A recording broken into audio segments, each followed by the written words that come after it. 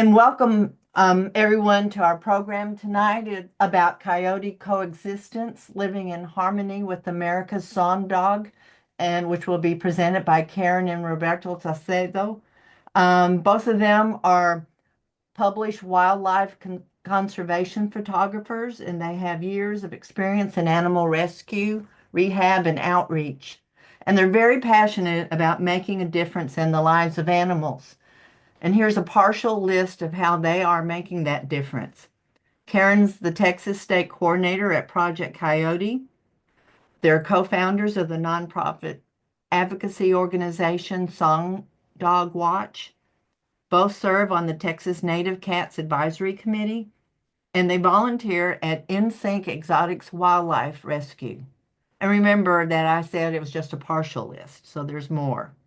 And with that, I'll turn it over to Karen and Roberto. Thank you. I'm going to share my screen. Hi, everyone. Thanks so much for being here. I'm Karin Saucedo. This is my husband, Roberto. We're going to ask that you hold your questions until the end, put them in the chat, and we'll have plenty of time to answer them. Also, after this presentation, we'll share a QR code with links to resources, plus our contact information. So Robert and I are wildlife conservation photographers. Most of the images you'll see today come from our work over the past decade. Our knowledge of wild carnivores comes from years of observing and filming wildlife in the field. We use long lenses, silent shutters, and often shoot from our car, using it as a blind to avoid disturbing animals. We're a Texas Master Naturalist with the Blackland Prairie chapter in Collin County, and we're on the advisory board for Texas Native Cats, and we're also volunteers with NSYNC and Wiley. So Song Dog Watch is our local nonprofit. We focus on helping individual animals, rescuing, rehabbing when needed, and releasing back into the wild. We work directly with homeowners, landowners to solve wildlife issues, and we do a lot of field observations using trail cameras to observe situations before interfering. We also do outreach with HOAs, cities, and community groups like this talk today. So I'm the Texas State Coordinator for Project Coyote, and I help expand the organization's programs and campaigns across the state. Project Coyote protects wild carnivores and promotes compassionate coexistence through education, science, advocacy, and coalition building. We fundamentally shift the way coyotes, wolves, bears, bobcats, and other wild carnivores are viewed and treated to create a North America where humans and wild carnivores coexist and ecosystems thrive. So now I'm going to talk a little bit about the history of coyotes. Coyotes come from a line of canids that began right here in America and never left. Fossil evidence suggests the presence of coyotes during the Pleistocene. Their bones have been found in the La Brea tar pits in California, along with direwolves and saber-toothed cats. Those early coyotes were larger and more robust than the ones that we know today. So when the megafauna went extinct after the Pleistocene, coyotes managed to survive. And over time, they adapted into smaller, more generalist forms that could thrive on prey like rabbits and rodents. Their smaller size and flexible diets made them more adaptable. As Europeans came to North America in the 1600s, they brought their livestock and agricultural traditions. They didn't adapt to the frontier environment. They adapted the frontier environment to suit their needs. The nomadic indigenous populations, however, followed the availability of food, allowing the natural habitat to heal itself as they moved from area to area. And they lived in harmony with predators and prey. In the case of the colonists, predator control was managed by settlers as needed to protect their livestock and their families. And at the turn of the century, predator control became a federally funded program. The goal was to eliminate all wild carnivores, including wolves, mountain lions, bears, coyotes, and bobcats, to protect livestock and increase game animals. Poison was used for a little while until they realized it was harming other species.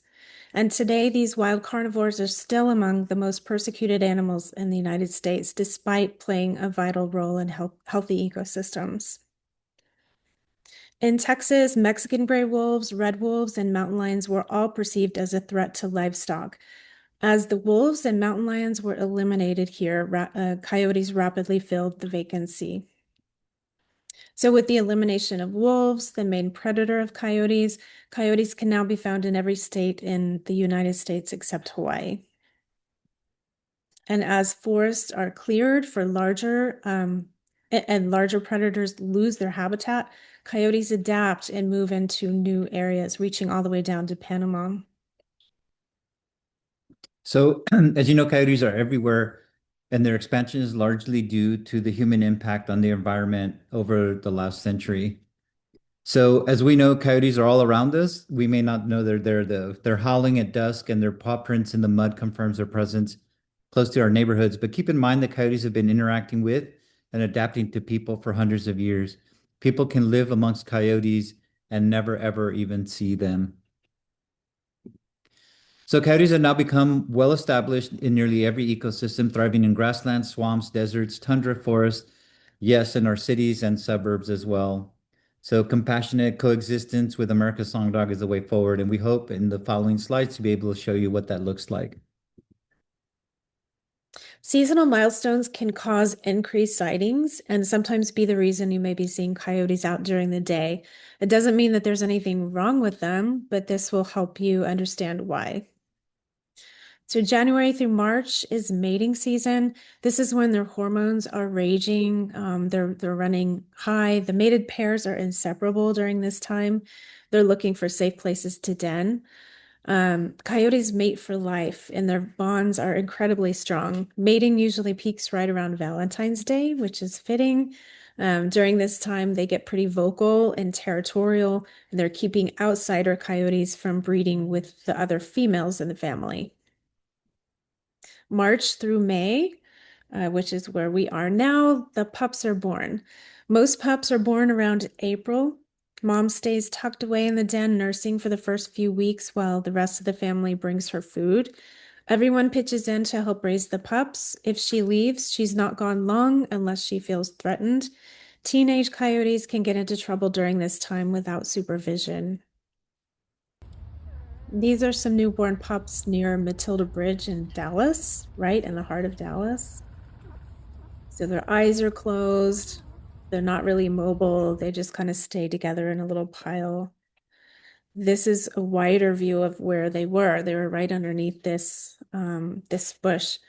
So it's an easily accessible backyard.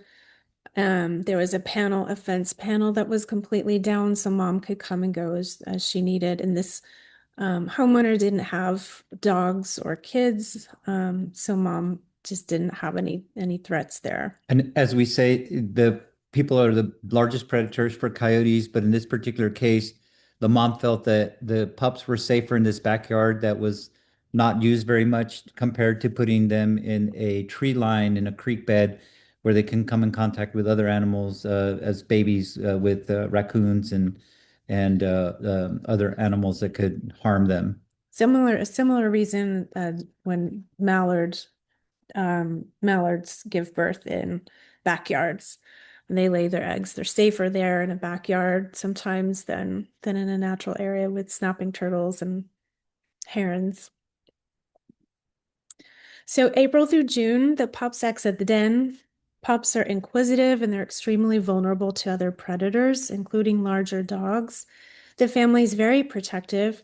This is also a time when pups can get displaced from their family as mom moves them to different den sites, especially when they have to travel through neighborhoods or shopping centers. So this is an example of a mom just outside the den with her pups. She's still nursing at this time.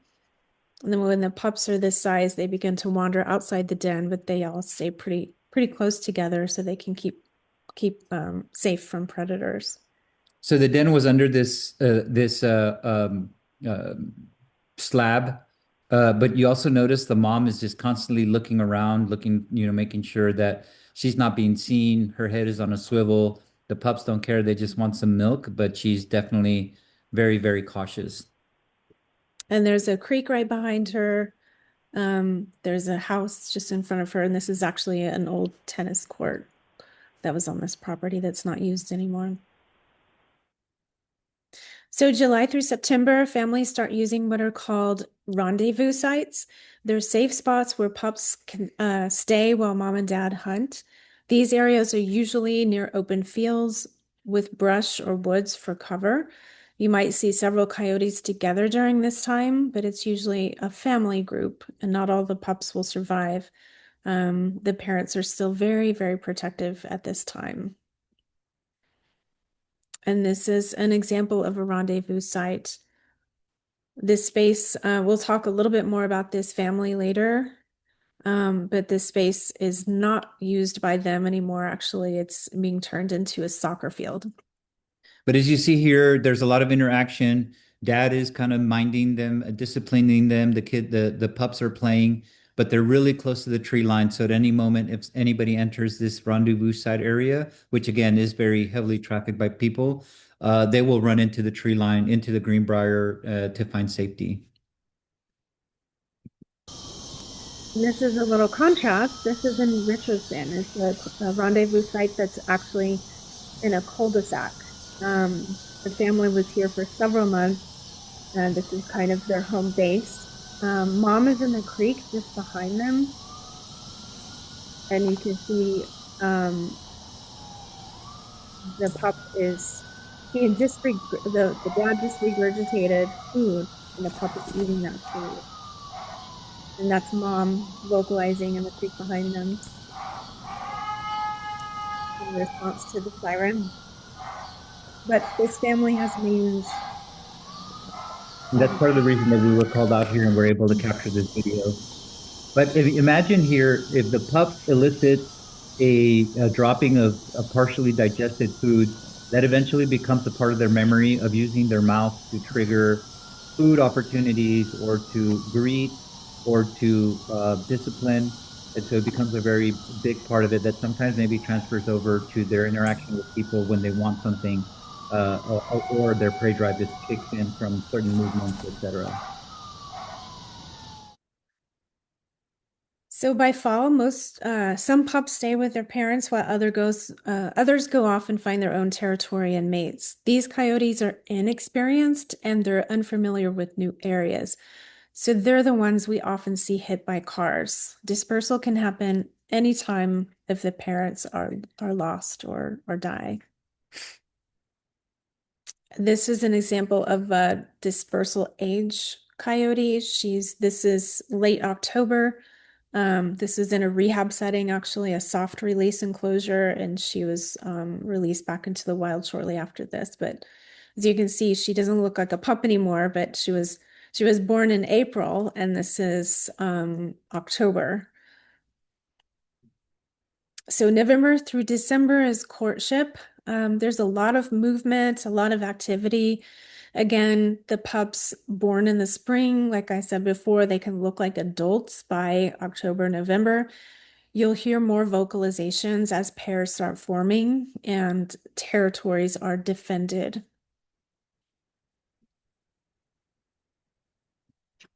So this is a Boris and Natasha, a pair that we had picked up on our cameras. When we saw this the first time back in 2017, we didn't know what it was, but it's actually courtship movement with their tails up in the air, circling around each other. We also, sometimes you do see the male put the paw on top of the female. Mm. Again, we've seen that over and over now, but at this particular time, we weren't sure what we were looking at. So this is the whole deck of seasonal milestones together. So just reiterating, if you see a coyote out, that doesn't mean that there's anything wrong. They are diurnal. So they come out at night because there's less people, less cars. Their prey also comes out at night, especially during the summer when it's cooler. So again, these are just very obvious things that when you see them out in July, September, for example, it could be because pups are out, or if you see them in January through March, it's because it's mating season. So again, a coyote out in during the day is not necessarily a bad thing. So if you hear vocalizations, chances are they're anytime through November through March, basically. And they get really quiet when mom is in the den when they start raising their young. So now we're going to talk about the ecological role of coyotes. Coyotes are a keystone species essential for healthy ecosystems, and their main job is to manage rodent populations. The absence or presence of this top predator can reshape an ecosystem. Without them, an area can be overrun by rodents, rabbits, or squirrels. Even in urban areas, everything is connected. One coyote can eat up to 1,800 rodents per day. Per year. Per year, sorry, per year. That's a lot. They provide free rodent control, although pest control companies would prefer that you pay them for that service. Coyotes help improve bird populations. They keep urban mesocarnivore species that live on the edge of human-dominated areas like skunks and squirrels and foxes in check. They even eat carrion, or roadkill. They're nature's cleanup crew. They're omnivores, which means they eat meat and plants. They eat just about anything: bugs, seeds, nuts, fruit, rodents, frogs, fish, which is all, these are all things that draw them into human areas. And because they eat plants and fruits, they also aid in seed dispersal with their scat. And you can see the persimmon seeds in this particular dropping. They love persimmons. Coyotes aid in seed. They help control disease transmission by eating sick animals. So now we're going to talk about threats to coyotes. A coyote is killed every single minute here in the US. Unfortunately, their main threats are humans or are human related. And because of this, most coyotes die before the age of 3. As cities grow rapidly, we're building neighborhoods dense with people right up against remaining wild spaces. That increases the chances of us encountering wildlife, especially coyotes. And many new residents don't know how to live alongside them, and most cities haven't invested in the education needed to help. The Dallas-Fort Worth area is home to over 8 million people and more than 5 million pets. The greater Houston area is close behind at 7.8 million people. The San Antonio region has reached 2.5 million people. So this year, the Texas Triangle as a whole climbed to nearly 23 million people. That kind of rapid growth means more habitat loss and fragmentation, which reduces biodiversity and forces wildlife to adapt, often in ways that increase the risk of conflict. Vehicle strikes. Most coyotes who are venturing out on their own in unfamiliar territory fall victim to fast-moving traffic. So please be mindful when you're driving at dawn and dusk, and know that wildlife may be trying to cross the road at this time. Humans, we're predators of coyotes. We have wildlife killing contests that kill hundreds of coyotes. Trappers hired for predator control, night hunting, and vigilantes living in our own neighborhood kill many coyotes. Project Coyote has been working for years to bring an end to wildlife killing contests. Though coyotes are a beneficial species, they're classified as a non-game species with no protection, so they can be hunted 365 days a year, 24/7, day and night, with no bag limits here in Texas. So if you'd like to get involved with Project Coyote and the work that we do to protect wild carnivores, please join our e-team to receive important news and action alerts sent to your inbox whenever we need help on issues here in Texas and nationwide. And if you're not following Project Coyote on social media, please do.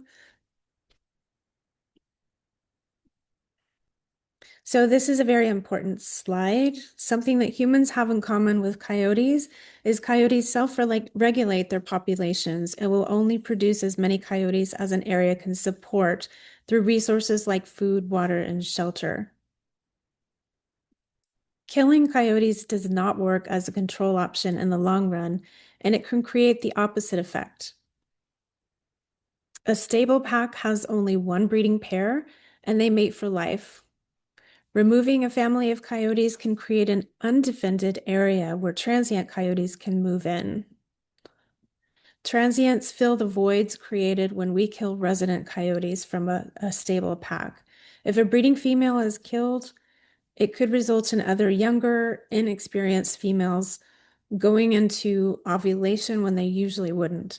Coyotes respond to population decline by increasing their reproductive rates with larger litters, resulting in more coyotes. So if you leave them alone, their numbers won't grow. As long as mom and dad are around, and the pack will remain stable. And this is what we want to see. We don't want babies raising babies, as we see on the right side. So not all of these pups are going to survive, but some of them absolutely will. So this is a situation where we were called out about three coyotes, coyote pups that were under this deck. We put the cameras out on the first night. This is what we saw. So immediately we understood that this coyote pack was probably under stress. Maybe one of the breeding male or female were removed a year prior, and this is the way they rebound. I guess the goal is to have at least one or two pups that make it through the season. So they have four or five regularly, and then when there's a threat, they may have nine or 10 just to make sure that they end up with at least two. Here's another situation in the colony where we were called out knowing that there was three pups under this shed. They turned out to be nine total. Again, knowing that there was a threat to this pack. Again, that's how they regulate their numbers. So this is another threat, dogs off leash. Many coyotes are killed this way. Here's a year and a half old female coyote that we had named Baby Queen. We saw her, on these recordings, saw her mark and this Rhodesian Ridgeback on a regular basis. But the owner would come into this to the meadow preserve and have his Rhodesian Ridgeback off leash. A couple of weeks later, we got a call from the meadow manager saying that they had found a coyote that had died. Actually, it was a group of fifth graders that were walking through the meadow preserve, and they were looking at all kinds of trees and hearing birds, etc. And they found this coyote. This is Baby Queen, actually. When we look back at our cameras, we saw that not too far off. You can stay here. I'll go. Not too far. Yes, not. Sorry, one of us needs to jump off really quick. So not too soon after this, after she had been seen on the camera, the Rhodesian Ridgeback came by with the owner. We knew that it was him. He got a stern talking to. Ever since then, we've seen him be on leash when he comes into the meadow manager. For the fifth graders, they could see a full-grown coyote. Unfortunately, it was dead, but they could also see the size, the proportion, how beautiful they are. For us, it was very sad because we had seen Baby Queen, around the time she was born and seen her in the meadow until she passed away. So over the next slides, I'm going to talk to you about coyote myths. Again, coyotes are deeply misunderstood animals. We are hardwired to tell stories, and we also like to create monsters like the big bad wolf. So there's a constant stream of misinformation about coyotes on social media and on the news that cause people to fear them even more. So this just creates hysteria when in reality we need to understand and coexist with wildlife, not because we feel sorry for them, but because they play an important part of keeping balance in our ecosystems. And when you really do study them, you do find that there's a lot you can learn and there's a lot of value that they provide. So one of the myths is coyotes are a major danger to humans. And actually, coyotes are naturally wary of people, though over time they can unlearn the fear if they're fed or if the fear isn't being reinforced. They're quick learners, so they respond well to hazing. So another myth is coyotes are huge, vicious animals. And just to give you a sense of perspective, so this coyote, you can argue whether it's small or it's big. This is a soft release site of this coyote that was going to be released not too long after this. I went in to make some repairs. So this is actually me in a separate frame at a different time on the same day. But when you see them together, you actually see that this coyote doesn't even come up to my knees. The average coyote in North Texas, females are about 25 pounds, males are about 35 pounds. So 25 to 35 pounds is the average size. So not very big animals. And during the winter, obviously, they look a lot bigger because they're furrier.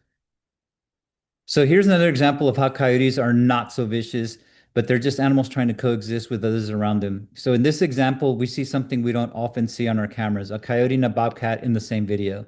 So coyotes are generally shy and elusive, but they're loyal and they'll protect their families and territory. In this particular case, they protect themselves by not getting into conflict with bobcats because the bobcats will usually win because of the murder mittens. And the coyote can't afford to lose an eye or to be injured or to get cut on their paw, etc., because that will impact their ability to hunt. So they generally try to stay away from the bobcats.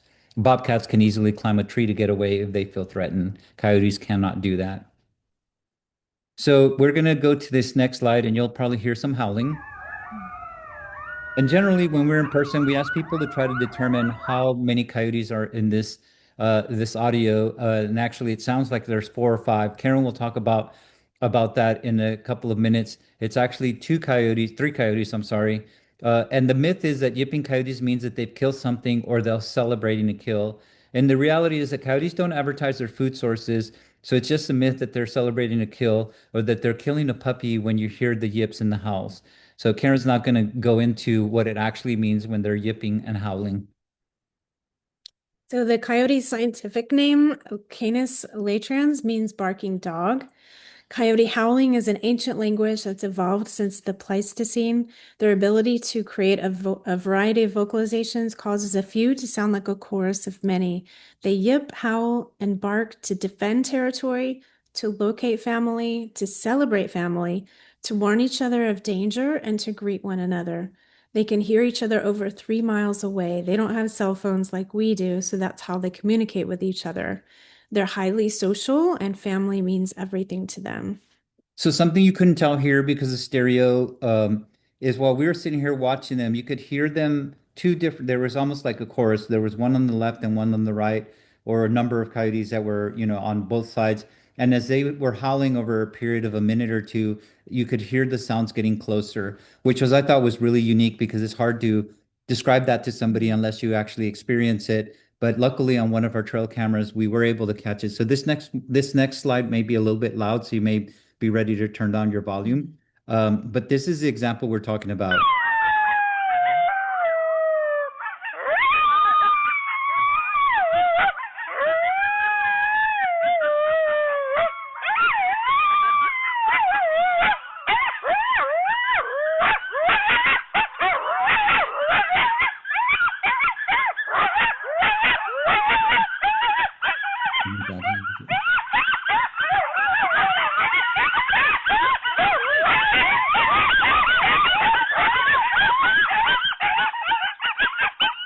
So just like I described earlier, they are seeing each other for the first time during the day. Here you see pack structure, you see submissiveness, you see happiness, wagging tails, glad to see each other. Again, this is right before dark. And so the camera picked up a lot of great detail. I'm glad that it's still in color when we got this. It was just amazing because this is an example of like, where are you? I'm over here. Come over here. No, you come over here. And eventually they get together and they're really happy. So they learned this at a very, very young age. We have another warning here, a cuteness warning, but this is kind of how they learn to communicate, especially with mom.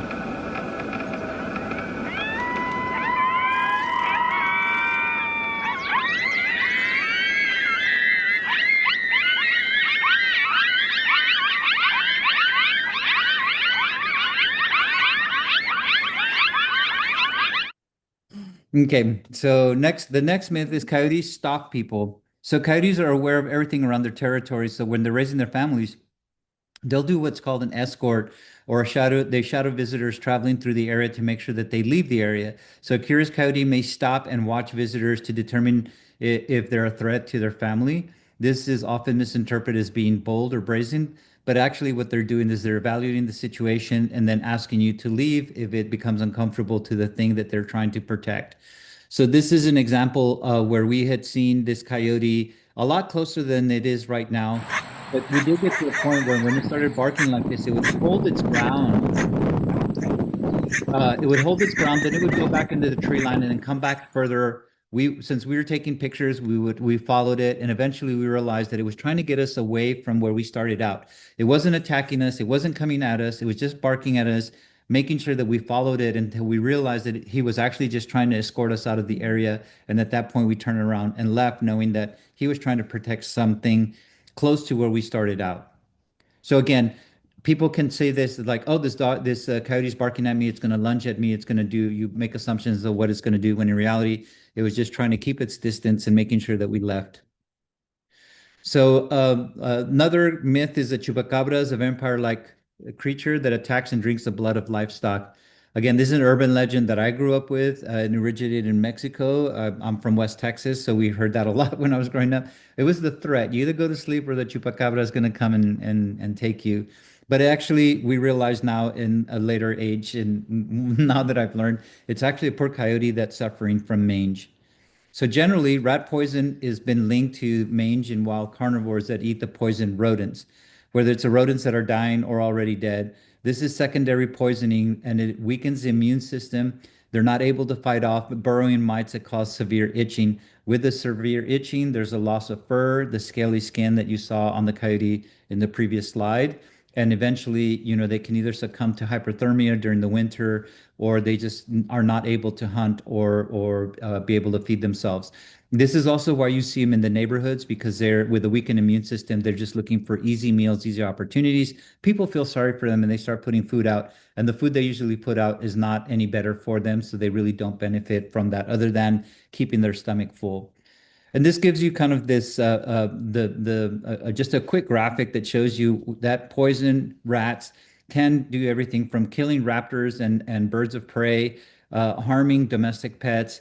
Uh, Coyotes can live with the mange a little bit longer than the smaller animals, obviously because of the difference in size. But it is a clear indication of the secondary poisoning, unfortunately. So, but luckily, under the right conditions, mange can be treated. So, whenever you kind of see a coyote with mange, contact the DFW Wildlife Coalition for help. And again, if they're suffering from symptoms, they're hanging around neighborhoods or a certain area. They received a grant recently for field treatment, which includes medications, cameras, printed outreach materials. We do have a mange team that is kind of throughout the DFW area that tries to work with homeowners and municipalities to try to, help these animals. So now we want to go over some basic coexistence guidelines to help your community be coyote aware. First, never intentionally feed wildlife. Coyotes are never to see humans as a source of food. Food is one of the biggest contributors to conflict with coyotes. It encourages an unnatural proximity tolerance to people. Never unintentionally feed wildlife. Coyotes are opportunistic and they'll exploit any potential source of food. They eat rodents, so anything that attracts rodents can also attract coyotes. This is a coyote with mange here eating persimmons that have fallen to the ground. So she'll keep returning to this spot as long as she finds food there. Unintentional feeding is more common and more dangerous than people realize. Eliminating attractants is one of the most important things we want you to take away from this presentation. It's not just the cat food left out for strays, but it's also well-meaning actions like tossing snacks at a coyote to distract him from a child or a stroller. That teaches the coyote to associate kids in strollers with food, and eventually it may approach playgrounds or families expecting to find a food reward. Secure trash and compost and don't let bins overflow, especially after the holidays, birthday parties, or big events. Take trash out the morning of pickup, not the night before. If you see overflowing bins in parks, get those areas cleaned up. Also for outdoor animals like chickens or rabbits, an investment in predator-proof enclosures can save their lives. Keep your grills cleaned up. Residual food smells can attract wildlife too. And Project Coyote has a great yard audit checklist on our website, and it's also in our comprehensive coyote coexistence plan, which I'll share with you in a little bit. Pick up food deliveries on your porch right away. So this food delivery was left at the wrong address, so it's out there on the porch unattended for a while. This was the Dallas coyote that was in the headlines back in February of 2022. He learned that porches might mean food. This was one of the many ways he became habituated to the neighborhood. The coyote approached a toddler. The toddler got hurt, and that resulted in authorities killing the whole family of coyotes living in the area. But guess what? Other coyotes quickly filled that vacancy. And that's actually why I'm here today. I grew up in this neighborhood, and that incident weighed really heavily on me. Next, don't let domestic animals roam freely. A wild animal doesn't discern them from prey. If it looks like a rabbit, a coyote's going to grab it. Eliminate accessible water sources. Coyotes know where natural water sources are and where it puddles up in the street from our sprinklers. So providing bowls of water in your yard really isn't necessary, with the exception of extreme heat conditions, which it can save lives. I just wouldn't use any water source right up against your porch or your front door. Discourage coyotes from entering and denning on properties. Use motion sensor lights or sprinklers. Those can be used to deter wildlife. Close off any spaces under your porches or decks or sheds and clean up vegetation. Don't panic if you see a coyote. A sighting of a coyote doesn't always require a response, especially if we're in their natural habitat. Never approach a sick or injured coyote and never corner a coyote. Always provide an exit. Teach children about native wildlife and how to safely respond to a coyote or even a loose dog nearby. And authorities should be notified about aggressive coyote encounters. Signs of aggression are snarling and lunging towards a person unprovoked. That is the key word, is unprovoked. These signs are similar to those shown by domestic dogs. Respect, compassion, and education are excellent tools that nurture compassionate coexistence. Share what you've learned here with your community. And last, we're going to talk about hazing. When a coyote shows up in public areas where humans are, we need to make them feel uncomfortable so that they don't feel safe there. Just standing there or taking pictures only teaches a coyote that people are not a threat. And most of these coyotes are under a year old, so they're still learning. Like dogs, their behavior can be modified. So if we set boundaries early, we can prevent problems later. Proper hazing reinforces a coyote's position in the ecosystem. Coyotes have evolved to avoid larger predators like wolves and bears, so they respond to bold, confident behavior. It's how they survive, but it needs to be consistent and community-wide. So also keep in mind that hazing is not as effective if your dog is with you, because the coyote will focus more on the dog and not get your message. So some basic techniques: stand tall, make yourself big, wave your arms and shout. Do this while stepping in the direction of the coyote until they've left the area. And not everybody's comfortable doing that. So we do have an example that we'll show you in a minute where you can use a projectile. You can use a noisemaker as a projectile without having to step towards the coyote. So we're going to quickly show you the stages of hazing through the eyes of a coyote, so we can encourage a reaction and a behavioral change in that coyote.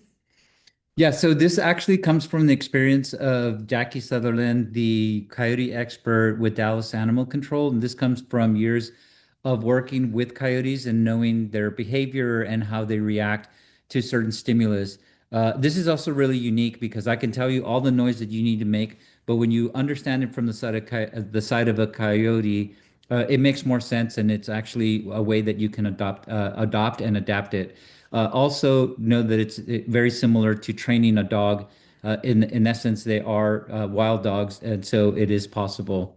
So the stages of facing, again, as seen through the eyes of the coyotes, and the first part is acknowledgement. I can see you. Can I help you? So coyotes watch us from a distance regularly, but we don't see them. So they learn to ignore us unless we make it clear that we notice them. So imagine they're sitting under a bush or something. You never see them. You drive by, you walk by, and you don't even know they're there. So when you do see them and they know that you see them, their next reaction is evaluation. Should I stay or should I leave or should I stay? If we watch and do nothing, the coyote believes that we are of no threat and will remain comfortable. When we holler at them, shake a bottle with rocks in it, start walking towards them, they realize that we see them and are willing to defend our territory, and they will get up and retreat a short distance.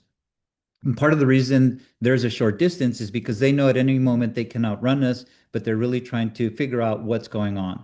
So the next one is increasing the distance. Okay, I'll give you 20 feet. So the initial retreat is usually at a slow pace and a short distance, again, maybe 15 or 20 feet. At that point, they will reevaluate. Is it gone or is it still following me? Again, this has never happened to them before, so they are still trying to figure it out. They will stop and turn and watch you to determine if we are satisfied with the distance that they have gone or if they need to go further. If we stop hazing and leave, they'll learn that we do not mean it and they will stay. If we continue to haze, they realize their intent is dangerous to them and will give us more space. The best way to communicate this is to approach and throw a container, and we'll show you right now, container that has rocks, whether it's a can with coins or we'll show you it's a detergent bottle that has rocks in it that can make a lot of noise. The next step is to evade. Oh God, you are serious. Once the coyote realizes that we're serious, it will disappear from view. If this is the first time it has been hazed, it will stay close by. Again, this is Jackie's, tried and true experience that usually the young ones will take off, and if she goes a little bit further, they will stop, they'll turn around, and they'll look again. At that point, they will return kind of freaked out. Why did this just happen? Did it really happen? Often in the beginning stages of behavior modification, they'll return to the area to determine if the threat is still there. It never happened before. They're not used to it, so they're trying to figure out what happened. So remember, this is an area that no one ever bothered him in, so they think it's a safe space. I'll wait. If we wait to haze again, he will realize that this is no longer the case. At that point, they will observe, oh man, it's still there. When we make it very clear that we're serious, that there's serious consequences if they try to occupy our territory while they're there, he will learn to avoid the area. Again, here consistency is key and variety. If only one person hazes, then the coyote learns to only avoid that person and ignore others. And Jackie at this point always tells us that when she does hazing techniques, that at some point the coyotes get used to her keys and her uniform and her truck. So sometimes when she has to go back to the neighborhood, she'll come in her regular car and her street clothes so that she can continue the hazing because again, they learn to recognize her and learn to avoid her because she's usually the only one that's hazing. So at this point, we have this the behavior modification. They decide that this is not a safe place, so they're going to move on. Coyotes regularly communicate with each other through sight, sound, and intent. What parts of their territory they're occupying and their willingness to defend it. They will readily avoid areas where they have experienced conflict. As for them interacting with people is a life or death situation, they will look to avoid it. So to put it kind of on in perspective, I'm going to show you, this is Officer Jackie. This is the container we're talking about. One's holding a milk jug with rocks, and Officer Jackie is holding a detergent bottle that has rocks, and she actually has bells attached to it as well. So this is going to be shocking and loud right away, but you'll understand why. That's what you're going to do. It has to be intent. They have to feel you're angry. My territory, occupied, heavily defended. And so what's going to happen is you'll get a response. They'll run down. They'll go maybe 20, 30 feet. At that point, I want you to step off your back. And as soon as they have you in their line of sight, get away! Hit the ground. At this point, the reason that you throw the projectile towards them is because they know they cannot run you. And when they're running away and they hear the projectile, that they realize that you're really close to them and that's never happened before. And that sometimes is the key to the behavior modification. While we were doing this exercise, the lady said, "Oh my God, the people across the way, thinks you're crazy." And she says, "That's exactly what you want. The reaction you want is for the coyote to say, 'This has never happened to me before. This person is crazy. I'm going to avoid the area.' As if a van drove up to pick up your kid, you would not yell at him. You would scream, you would kick, you would throw rocks, you would do whatever you could to get them to leave your kid alone." So she said that that's the thing that you need to try to do. Shocking moment for the coyote, and that ensures the safety of the coyote and ensures the safety of the homeowner. So now we're going to talk about keeping our companion animals safe. This is our little dog Lola, and she's wearing what's called a coyote vest. We heard about the coyote vest, so I wanted to test it out. Lola's 12 pounds. I don't necessarily recommend it. It really kind of needs something around the neck to protect the neck. You could buy an additional piece that has spikes around the collar. Um, but she looks cute in it. So, negative encounters with companion animals generally involve coyotes who are habituated to people and neighborhoods, often because they're being fed, or they're coyotes who are protecting their territory and pups. Don't leave companion animals outside unattended, especially cats, small dogs, or geriatric animals, even if you have a fenced yard, and particularly after dusk. Never let your dog interact with or play with a coyote. Food and water should be kept indoors. Use 8-foot tall fencing made of a material that coyotes cannot climb.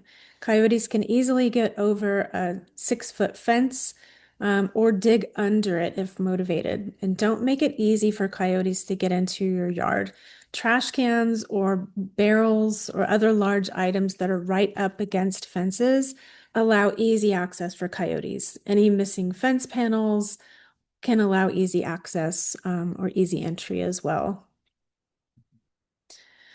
When you're on a walk or at the park, never run from a wild or domestic canid. Avoid edge zones or brushy or wooded areas, especially from April through September when coyotes are raising their pups. They're very protective parents, and if your off-leash dog gets too close to a den, they may see it as a threat.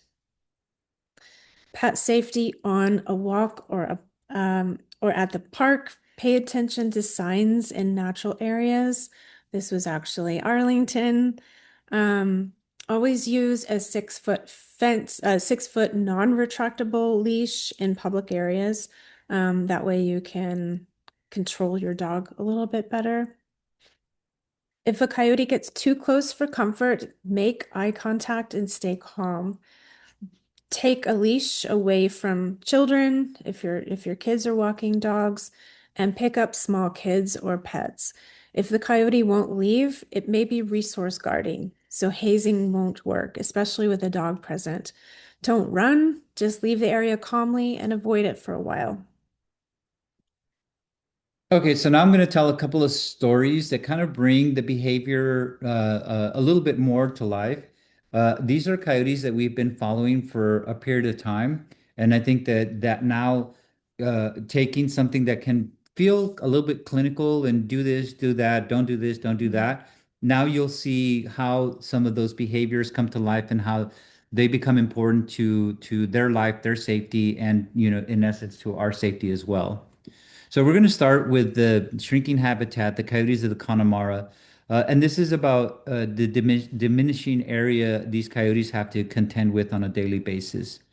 But we'll start with this photograph. So this is sort of where we started this whole journey. We were master naturalists, and we were volunteering at the Connemara Meadow Preserve in Allen.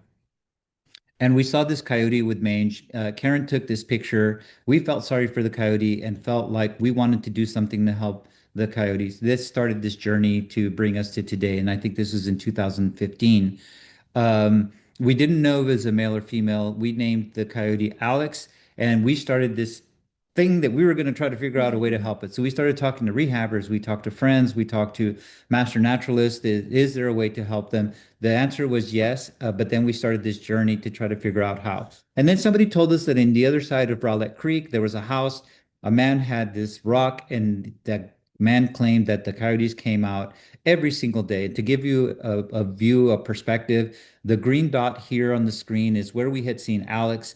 The orange dot is the house where the magic rock is. And he let us set up cameras. And the very first day that we had cameras out there, sure enough, the coyotes came out. We thought this was Alex. But as soon as we kept seeing the rest of this video, we realized that there was a second coyote that had mange. And then we later on realized that this was actually Alex, based on some of the characteristics that we had seen in the photograph. So now our desire to try to help Alex turned into a more complex situation by looking at trying to treat three coyotes. So one day we were sitting out in our car. We were about 150 feet away from the rock. We would sit out there every single day to see if we could get a glimpse of the coyotes as they came out. The reason that they would come out was not because they liked the rock, but because the homeowner would put out leftover food onto the rock, which would attracted the coyotes.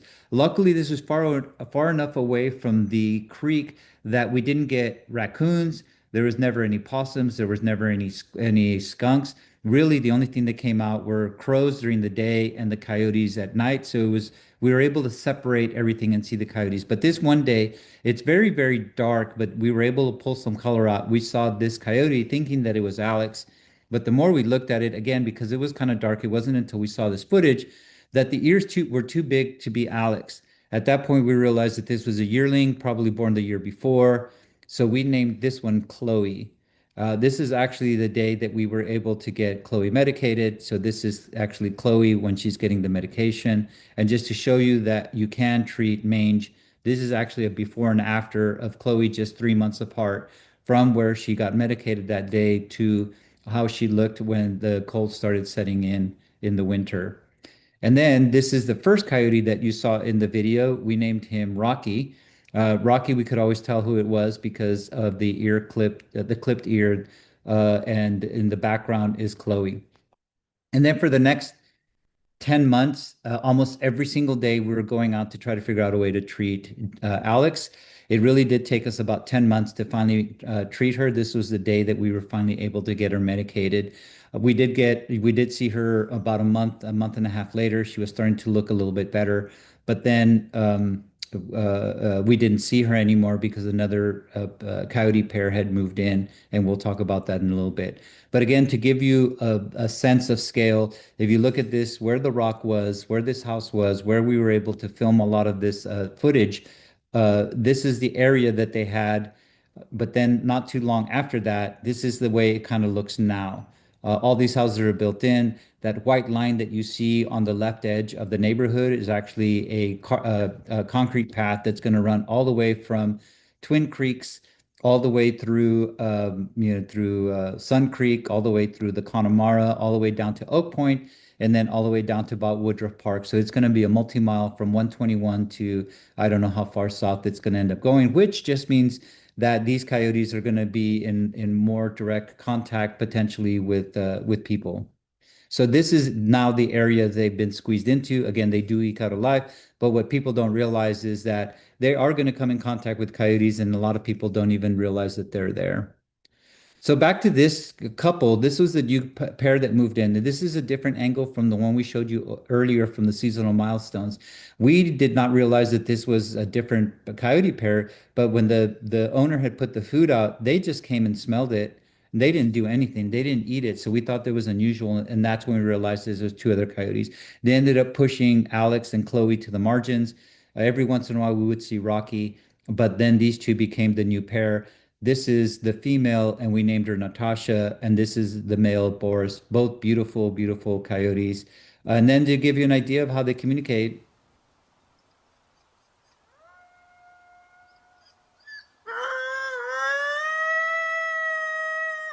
so this is in 2020, and if you notice, our logos on our shirts is actually a frame from this video. We did become very close to Boris and Natasha. They weren't as visible as Alex and her pack. We tend to mostly see Boris and Natasha on the cameras and their subsequent offspring. He did a really good job of keeping them off camera and keep him out of the public. But something that again, this is in March of 2020, right before puppy season. The first coyote there is Fat Belly. The second one is actually it was Dad. Then that was Fat Belly that's prancing in from the side is Itchy. And then mom comes in and look at mom's belly. At this point, she's pregnant. It's about the day before she gives birth. And this is white tip coming up the back. And this is the first time we'd actually seen all five of them together. I think she ended up having four from the next from this birth. And we believe that this was baby queen was actually one of the babies in her belly right here. So this is now May 22nd, the pups are out of the den. And this particular video, again, mom probably caught this bunny and gave it to the babies so they could kind of walk around and fight over it and get get a taste for bunny meat. There was actually four coyote pups in this video. This is at 4:45 in the morning on May 22nd. This is 9:23 at 9:23 in the morning on the same day. We had several videos of these, and at this point, we only saw three coyote pups. So somewhere between 5 in the morning and 9 in the morning, one coyote pup was lost and we never saw it again. Again, they can be taken at this point, they're 2 to 3 pounds. They can be taken by a raccoon, they can be taken by a hawk, an owl, even just about any fall in a hole, get bitten by a snake, etc. So again, that's why they're very vulnerable at this age. And then, as Karin had talked about earlier, there's family really does help and raise the pups. This is actually a sub-adult from the year before that has baby duty. So there's a pup, coming up behind him, and then further down you'll see another pup come into frame. So it's his responsibility to make sure that the pups are safe when they're moving around. Mom usually stays close to the den area, or that they're out hunting to be able to feed the pups. So now this is March of 2021. The coyote, this is a armadillo den area because there's several holes. That actually is Natasha digging the hole. We thought she was digging a den, but in reality, I think they're just trying to get two armadillos. You also notice that the tail wasn't as full as it was in the picture from the previous couple of years. This is actually her now, March of 2021. She has mange. She's pregnant. We think that she had the pups the next day. We didn't end up seeing pups from that litter, so something happened and she lost all the pups. And then very slowly coming up the back is Boris. Again, we see the aging. We see them getting a little bit slower, but they continue to move on. And unfortunately, we didn't see her after she had the pups. We kept hearing that she was in the neighborhoods, again, getting reports of a coyote with mange in the neighborhoods. We assumed it was her. Boris stayed in the Connemara. And here is on the left, actually grandpa with the new breeding pair, still teaching the ways of the Connemara to the pups and the future generations as a grandpa, helping raise the next generation. And then this is kind of a sad way to end it, but this is Boris kind of reaching, howling, waiting for a response, and one never comes.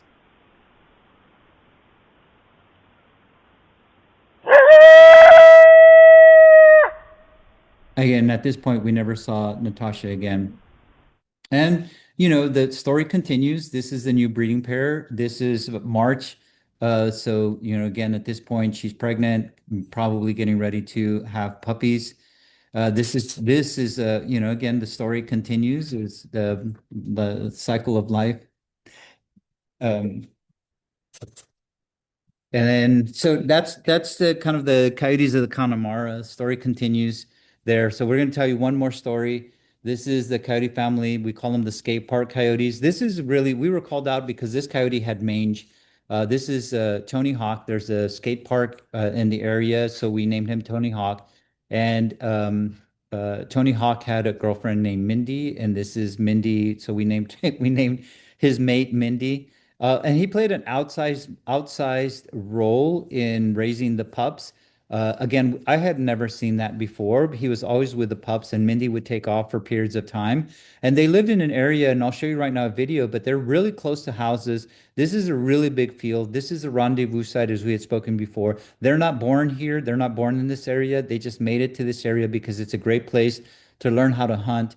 And then if you look at the tree line on the left, that is a wash that ends up going to a golf course, but it starts at the neighborhood and an apartment complex that's close by. That open field is where they learn how to hunt and play and socialize. People know that they're there. We park in that parking lot, and that's where we're taking the pictures that you see. Again, with long lenses, we don't get in their face. I guess at some point they may get used to our car, but other than that, we stay a good distance away. But gives you a good indication of how there's a 4-lane road on the right. there's a library, there's baseball fields, and they're used to all of that. Again, if anybody goes into the field, they go into the tree line. So again, this is an area where they do pack structure. They learn, to hunt. They learn how to deal with each other. And again, as I said, dad really does play an outsized role. And then this is just a video of something that we thought was really unusual. I mean, at this point, the pups had been playing, and all of a sudden they just dart to dad, and they're happy to see him. But I had been watching him, and they had been there for a good 10 or 15 minutes and not paid attention to dad. And all of a sudden, they were really excited about being around dad. And then we after looking at this video for a bit, we realized that what he did was regurgitated partially digested food like you had seen in the video earlier. Again, this was way before the video you saw earlier a while ago. Dad's empty, he doesn't want any more, telling the kids, that's all I got. And so that is, again, a way that we realize that they go from milk to partially digested food to hunting their own prey. And then, again, Tony Hawk kept his pups in check. This looks really intense, but this was a series of pictures where the pup just kept bothering dad. And at one point he said, that's enough. And the pup laid down and was submissive to dad as it should be. And then this was also opportunities, cameras that we had in the tree line where you could really see the pack structure. Again, the daughters with dad in the middle. Again, super excited. And then off to the left, here comes Blondie. And Blondie was always super submissive. And that always made us wonder, are the super submissive ones the ones that get killed by off-leash dogs? Are they the ones that, don't make it because they're afraid to catch the food? Or is it the bold and brazen ones that get into the most trouble? And then fast forward a little bit, and this looks like a full-grown coyote, but it's actually one of the girls that you saw just a little while ago. This is now going into winter. They're only, 5 or 6 months old at this point. They're venturing out. And, again, when people see a coyote on, in a school, everybody goes crazy and they want to get it captured and moved out. And the coyote's just trying to figure out what's going on with life. So sometimes there's that conflict, but it's also sometimes they don't know any better, and people are naturally scared of the potential of them attacking the kids when that's not at all what they want. But something to notice that you saw in the video earlier, you may not have picked up on, Boris actually had a broken leg. I'm sorry, Tony Hawk had a broken leg, and you could see it dangling, like he couldn't even put any weight on it. And at the time when we saw this, and the rehabber side of us felt like we wanted to capture him and treat him somehow. We didn't know how high up the break was. It looked really bad. This is June of 2021. So in June, he's raising pups. So we knew that if we pulled him, that it would affect the pups. The pups would probably died. So we just kind of left him. Here's another angle. So you can see just literally that leg is dangling. And so at this point, you kind of cross your fingers and say, they're pretty resilient. They'll figure it out, but we don't know if he can survive from this, because not only does he have to take care of his pups, but he has to be able to hunt as well. But then look at this, a year later, almost to a year and a month later, he's actually putting weight on it. He does limp on it. There comes Mindy behind. Again, fascinating animals because they do heal even when there's a serious issue like that. So again, taking them out of their family is not always the best solution. So lastly, we're just going to show you a few slides of the rescue and rehab that we tend to do to kind of show you a little bit of before and after. So I'll go ahead and let Karin take it from here. Okay, so this is Jackie. She's one of our first coyotes that she was actually found in a shopping center. In Dallas, she was curled up by a hair salon. So the owner of the salon put out some food and water. And she just laid like that for the entire day. Finally, somebody contacted someone who could help, and that was me. And I ended up getting this poor, tiny, scared little coyote pup who had been displaced from her family. So it was impossible to reunite her with her family because we didn't know where they were. She was pretty mobile at this time. When their eyes are closed, it's a lot easier to reunite. But when they're moving around, you don't know where mom is. It's pretty difficult. One of the things to know in that situation is that when they have fleas or when they have ticks, at that point we know that they've been away from mom for a bit, because mom usually keeps them pretty clean. And so when somebody calls in and say they have fleas, then we know that they need to be picked up pretty quickly because mom is not around. Yeah. So the next pup that we got in that year was trapped at an airport where they shoot adult coyotes on site in McKinney. So it was impossible to reunite her with her family as well. So these girls were placed together with three other coyote pups at a long-term rehabber. She has lots of land. The girls were able to learn and grow from each other, and they formed their own little pack. That time in rehab together, they just formed really, really close bonds. So this was about 3 to 4 months after they were rescued. You can see they're a little bit bigger, more mature looking. And it's just before they were released back into the wild. So, like I said before, they form really close bonds in rehab and they're incredibly social. And this is how they'll be able to survive together in the wild without their parents. And here's a video of their release.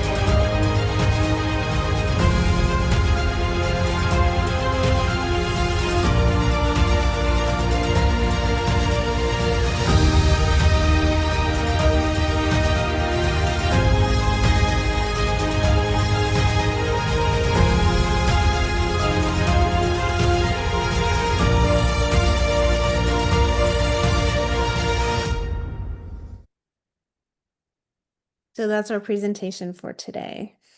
So a couple of things we hope that you kind of walk away with. Obviously, understanding coyotes are everywhere and they're active all year round. There's definitely things you can do to make yourself coyote aware and keep yourself and your companion animals safe. The more that you know, the more that you can help your community. And again, we hope that you can share what you learned here today with your families, or at the very least, learn some things that you didn't know before. And if you could get a chance, let us know your experiences with coyotes, and if any of the information that we've shared with you here, was helpful to you. The end. And at this Okay. point, if anybody has any questions, I guess you can read them from the chats. If there are any, you can scan this QR code. In this QR code are a lot of the resources that will take you to our website where the resources are that we use to kind of put this presentation together, and other places where you can go and learn more about coyotes and are interacting and coexisting with them. Well, thank you. That's very interesting. This is Marion, and like I mentioned, I'm going to read the questions in the chat. Okay. And um, first one is, do coyotes have communal dens only for birthing, or do they stay there for how long? Oh my God, that's a great question. Yeah, so they're just temporary while the pups are young. They may return to that area and use that area, but sometimes their dens are used by other animals as well, like armadillos. But no, they're just temporary. They're big enough that the mom can fit in them with all the pups and stay safe and dry and warm.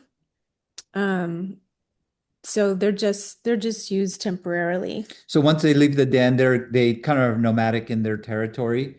They may come back there and hang out in the Yeah. area. We have seen that quite a bit, but they really don't use the den after that. So they're born in April or so, early March or late March or early April, but mostly in April. And we usually, on our trail cameras, we usually see the pups kind of wandering around at the beginning of June, like end of May or beginning of June. That's when they start exploring outside the den area. And then from then they just get bigger and bigger and they start exploring more further and further away. Do they hunt any time of day, or are they primarily di or diurnal?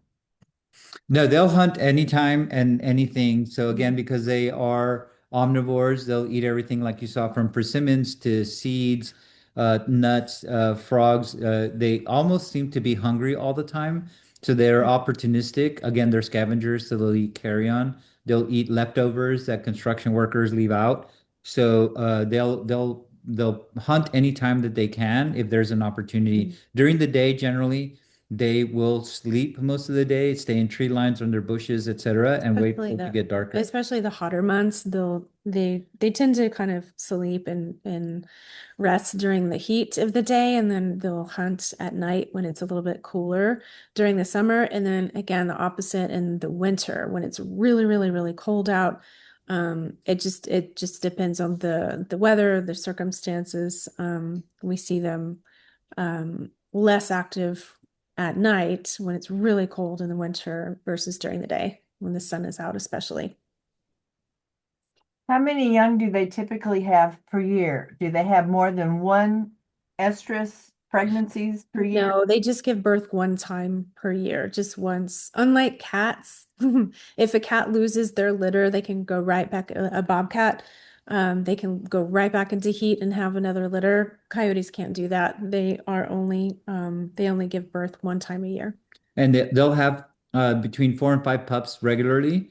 And then if they do have that the survival mechanism kick in, they can have between 7 and 10 pups, sometimes even a little bit more.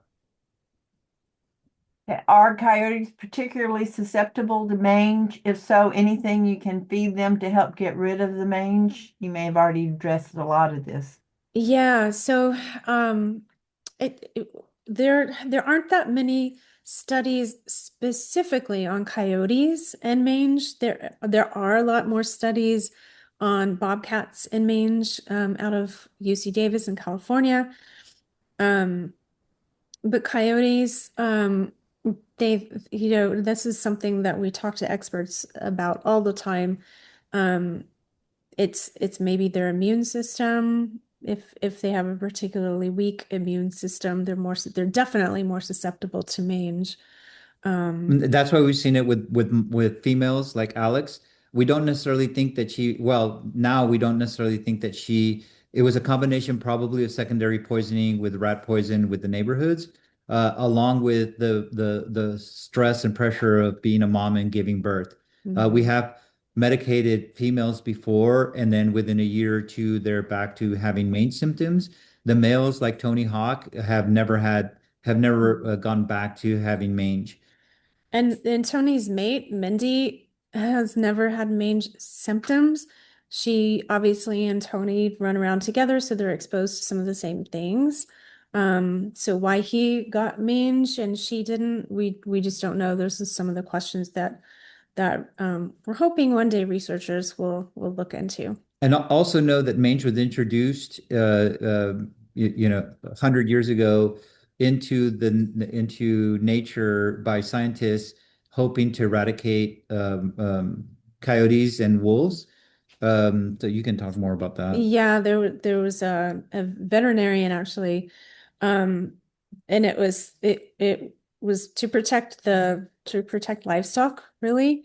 There's some documentation of some ranchers in South Texas actually who introduced mange into Texas, and so that it was, that's one of the, I guess one of the thoughts on trying to help them is because that's something that we've caused, Yeah, we've helped. man-made. Yeah. Yeah. But as far as helping them, the DFW Wildlife Hotline, or the DFW Wildlife Coalition is a local organization, and we have a team of rehabbers, permanent wildlife rehabbers that are trained. We understand coyote behavior. We work with vets to help treat coyotes in the wild without them realizing that we're helping them. And I really don't want, that's a whole other conversation. It's a whole other webinar that we would do. But every situation is different. Sometimes we can help, sometimes we can't. There's some cities that don't allow it. There's some states that don't allow it. So every situation is different. And obviously, nobody ever wants to see an animal suffering. That's a terrible way to try to eradicate them. Mhm. Yeah. Are coyote dog offspring sterile? So I don't know if they're sterile I don't know. I'm not a coyote dog expert. But generally when coyotes and dogs breed, it's human interference, because it's not anything that naturally occurs or that naturally happens. But when humans interfere, just think about it this way, the mom stays in the den nursing her pups, and the parents bring or the mate brings food, the family brings food. So a dog is not going to bring food, so the mom is likely going to lose a litter if she accidentally breeds with a dog. So usually those litters are not viable. Um, But they do happen in captivity. they do happen in captivity and they do get released into the wild. Unfortunately, there were a couple of years ago, there was a dog rescue trapper that was able to, there were several coyote dog mixes that were out there and they were actually really sick. And she ended up trapping them. All of them ended up dying of parvo. So it does happen. There are certain concentrations of where we're seeing it happen. And actually, Embark is it's a commercial genetic um Innate. company where you can send in DNA, and there are some concentrations of coyote dog mixes in certain parts of Texas. So we do think that people are interfering and those animals are just getting out there, which is it's not good. It's not a good idea. It's not safe. It's not natural. It sounds as if the coyotes don't use their noses very much. Do they hunt by sound or visually or both? Or Oh what? my God, Mm. they do use their noses quite a bit. In fact, we think so what something that we do when we release coyotes back into the wild, we'll put cameras out just to see if they come back. And the way they react to where we have been close to the cameras, one recently that we released, she came back to the areas where I was standing, where I put the cameras, but the other coyotes that were in the area did not. So we released her back to the area where she's from. So we know that the coyotes that were already there or would show up that were not her on the cameras were relatives, if not siblings and or parents. They did not react at all to where I was standing, but she did. And so we know that she smelled us. The other thing too is that when if you're walking on a path and there's a T, you'll a lot of times see coyote poop there, marking their territory in pathways where they come together.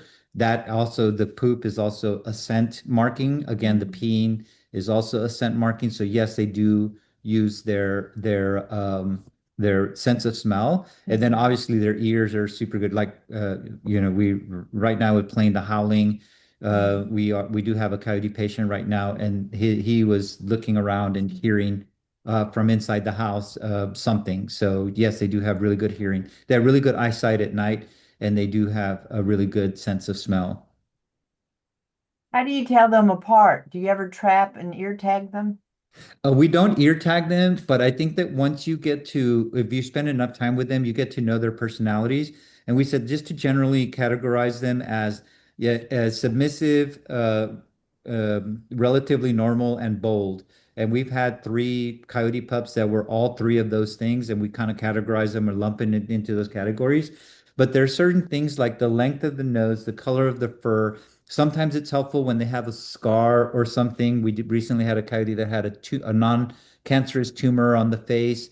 Rocky had a clip in the ear. With Chloe, the way that she walked, we could tell that it was her. Sometimes there's a marking in the fur pattern.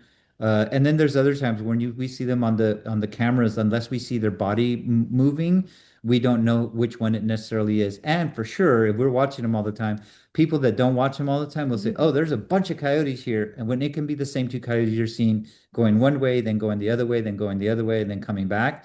and you think that there's 8 coyotes when in reality it's just really 2 to 4 coyotes in that area. Some other ways are some have a white-tipped tail. Um, Sometimes they're limping on a certain foot, and we can identify them that way. Um, there's just different characteristics.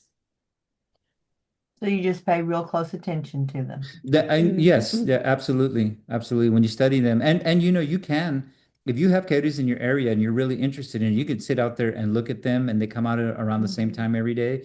At some point, you'll get to, you'll probably even name them because they have characteristics that you can distinguish between, 1 or 2 or 3 coyotes. I definitely recommend getting a pair of binoculars and observing if you can.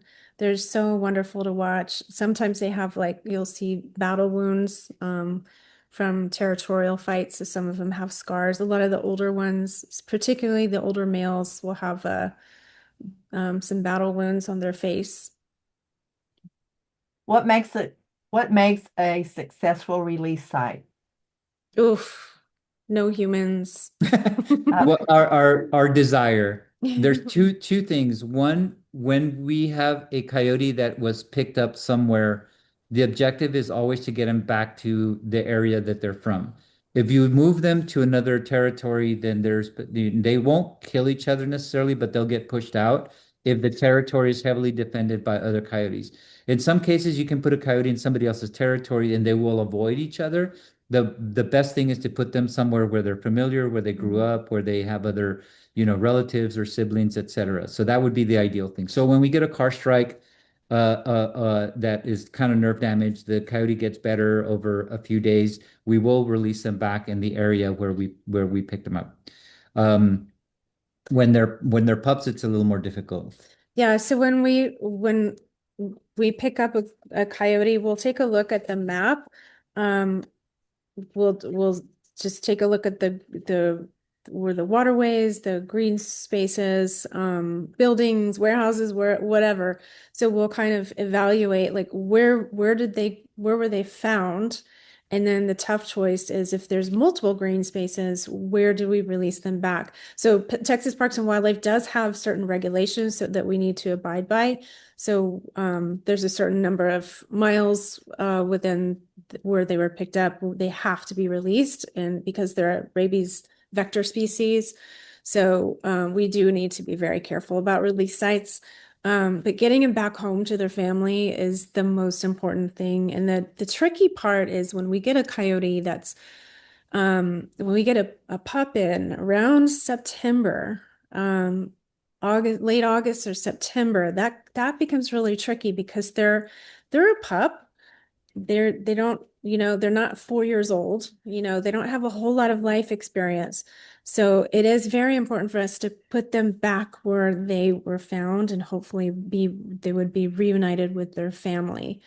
Um, but it's always tough. Like we just cross our fingers, and that's why we use a lot of trail cameras to monitor these coyotes. And luckily, the two young ones that we released back when they were we got one in late August and released him I think it was late September, early November or so. We were really nervous about him because he was so young and the condition that he was in. He had a leg infection, so he needed a little bit of extra time to heal. He had mange, but we had to just look on the map and just kind of he was found at a warehouse.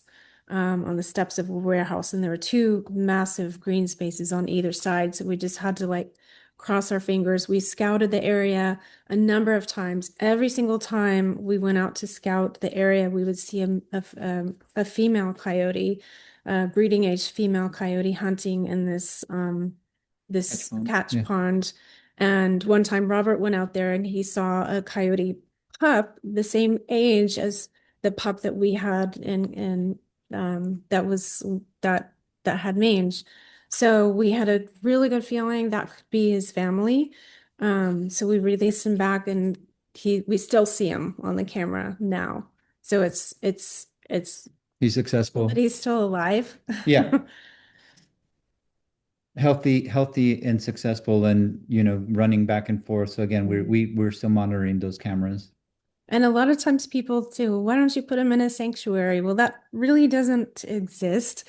And sanctuaries are really for animals that cannot survive on their own. And these animals, they can run, they can hunt, they can catch food. So they can absolutely, they're so resilient. They're so resourceful.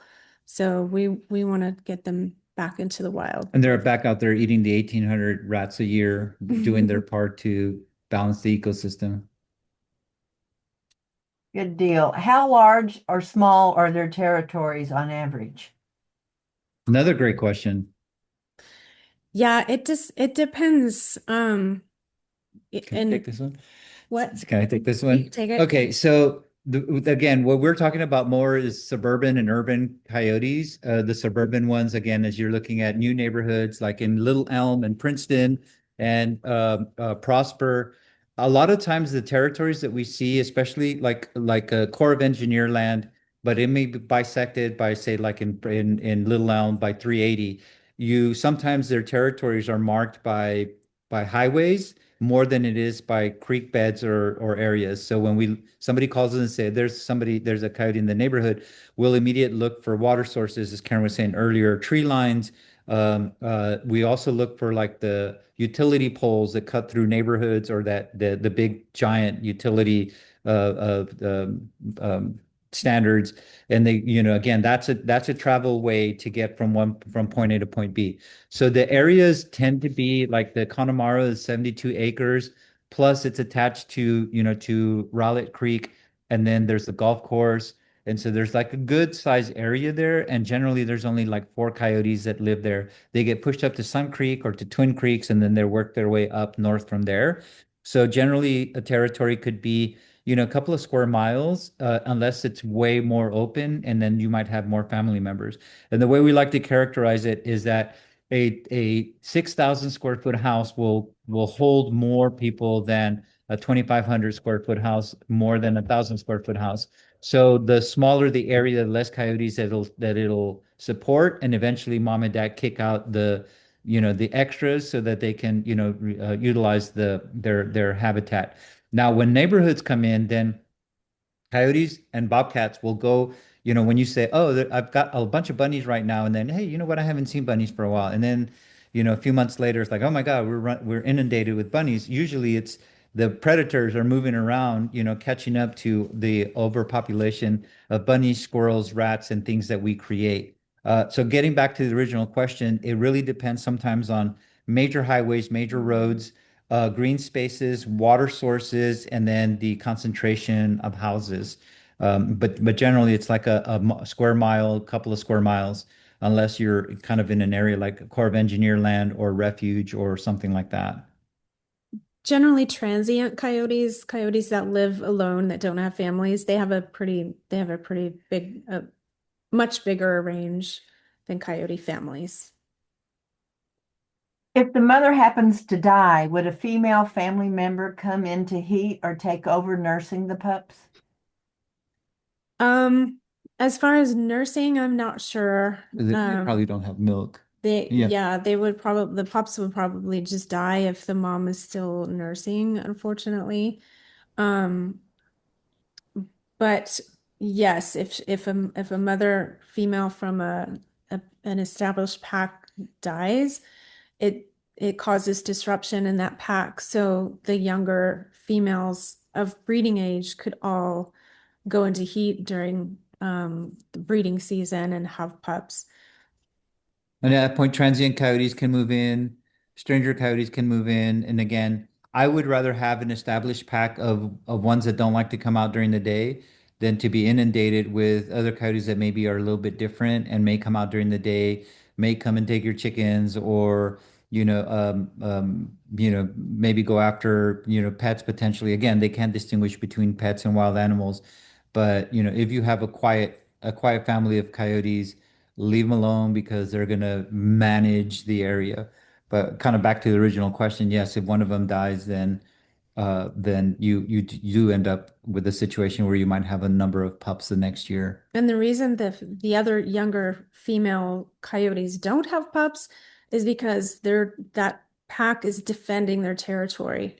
they're defending that territory from other coyotes coming in and breeding with those females. That's how they make sure just the breeding female has pups. Okay, their last question. Do they suffer either from tapeworm or heartworm? Oh my God. Another great question. Absolutely. Yes, they sure do. We've been seeing that a lot more lately. We had the most awful case of resistant roundworms I've ever seen, and our vet has ever seen. It was the resistant to the medication. So we actually had to treat her. They just kept. It was awful. It was awful. She really was suffering. Um, so we ended up using a cat medication, a medication for cat worms that ended up killing these dog roundworms. There's so many different species of worms. It's really gross. I was having nightmares about worms. But yeah, a lot of coyotes have heartworms and they can still survive. So it's not quite like our dogs. They manage to keep on. They may not live as long. They may get out of breath. But there's been documentation back in the 70s when the U.S. Fish and Wildlife collected coyotes and red wolves. They were trying to actually collect all of the remaining red wolves. They had very, very, very detailed documentation of those animals that they collected, and they determined based on metamorphics whether it was a red wolf or not. But there were lots of documentation of them having hookworms, of having heartworms. So yeah, they've had they all have worms. Yeah, over the last Roundworm. yeah, here especially over the last few years, we've been getting a lot more as a part of the determination from the vets is heavy parasite load.